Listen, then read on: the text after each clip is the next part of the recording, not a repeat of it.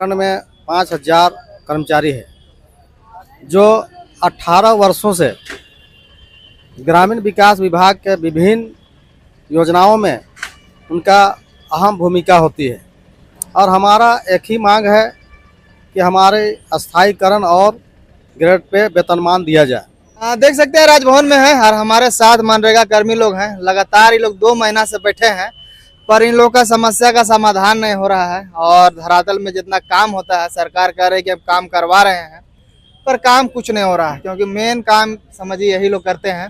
और ये लोग जो आज 2 महीना से यहाँ पे पड़े हुए हैं पर सरकार के पास खबर पहुंच रहा है पर सरकार आखिर में इन लोग का बात को क्यों नहीं मान रही है, अब वो बहुत बड़ा मुद्दा है। इन लोग से हम बातचीत करेंगे। क्या कहिएगा, सरकार आखिर में क्यों नहीं सुन रही है? आप लोग 2 महीना से यहाँ बैठे हुए हैं, समस्या का समाधान कैसे निकलेगा? जी, आज हमारा 68वां दिन है। 68 दिन हो गया जी, जो कि आपका चैनल को मैं तहे दिल से धन्यवाद देना चाहता हूं, चूँकि हम लोग का पीड़ा को सरकार तक पहुंचाने में आपकी बहुत बड़ा योगदान रहा है और सरकार तक मेरी जो मांग है, मेरी जो पीड़ा है, उसको आप जो है सरकार तक पहुंचाया, इसके लिए बहुत बहुत धन्यवाद।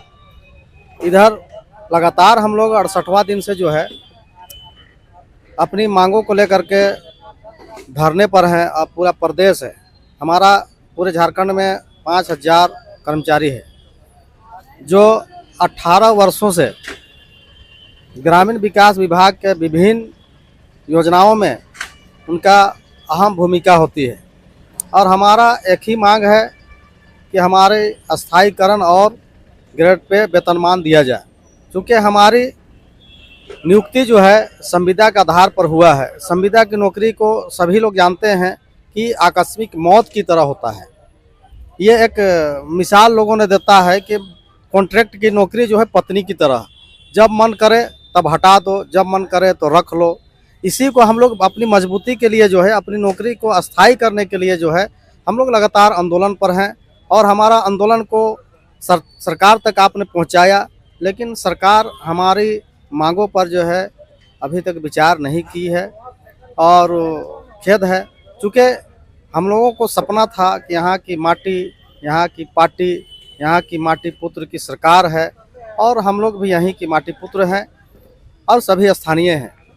चूँकि मनरेगा में के तहत जो है हमें नियुक्त किया है और हमारा नियुक्ति नियमावली में था कि अपने ही ग्राम पंचायत या प्रखंड, अपने संबंधित प्रखंड में उसको पदस्थापित करना है। लेकिन कुछ दिनों से जो है हमें जो है दूर दराज अन्य प्रखंडों में या अन्य पंचायतों में जो है अपने निवास स्थान से 100 किलोमीटर, 50 किलोमीटर, 30 किलोमीटर इस तरह का जो है दूर दराज पंचायतों में जो है कार्य करना या प्रखंडों में, ये इतना कम मानदेय में अब संभव नहीं है। चूँकि अब हमारी उम्र सीमा भी लगभग समाप्ति की ओर है, अब हम कहीं पर जो है जा भी नहीं सकते हैं। चूँकि सरकार हमसे पूरी जवानी ले लिया, अब हम बुढ़ापे में जाएं कहाँ। इसलिए अपने बाल बच्चा, अपनी परिवार, अपने बूढ़े माँ बाप की परवरिश के लिए जो है इस माटी की सरकार और इस पार्टी से हम लोग जो है अपनी रोटी की मांग कर रहे हैं।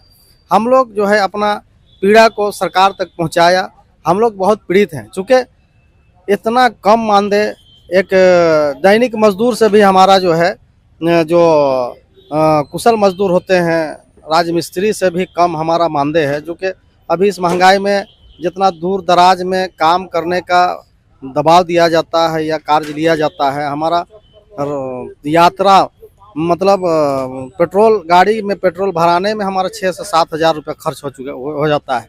अब बताइए कि इतना कम पैसे में हम बच्चों की मतलब अच्छी शिक्षा के लिए जो है स्कूल में फीस दें या अपने बूढ़े माँ बाप या अपने घर परिवार, अपनी पत्नी के दवा बीरों में पैसा कहाँ से लाएँ। तो बेमियादी हड़ताल पर गए हैं, तब से ग्रामीण क्षेत्र के मजदूरों का भी जो है बेहाल है।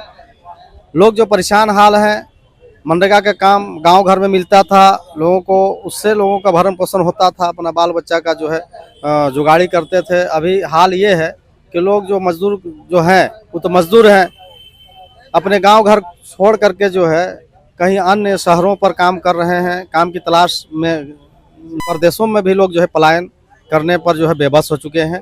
और सरकार जो है जैसे नीचे में अभी जो है जितना काम चला रही है, अभी बहुत सारे आपकी योजना, आपकी सरकार का कार्यक्रम चल रहा है, वो सब क्या कुछ प्रभाव पड़ रहा है आप लोगों ने रहने से?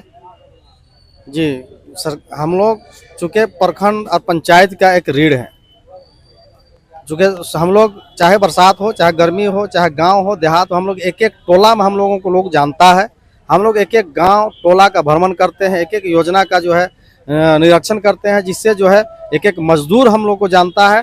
और हम लोग का नहीं रहने से सरकार का जो है ये महत्वाकांक्षी योजना कार्यक्रम जो चला, ये बिल्कुल जो है ये जो है कामयाब ये तो नहीं लग रहा है, चूँकि हमारा विभाग से एक भी आवेदन का निष्पादित नहीं हो पाया। चूँकि जॉब कार्ड का आवेदन आता है कि आवेदन दिया है तो उसको काम का ही इंतजार हम लोग। इससे पहले भी कितने कैबिनेट बीत चुके, किसी कैबिनेट में नहीं आया।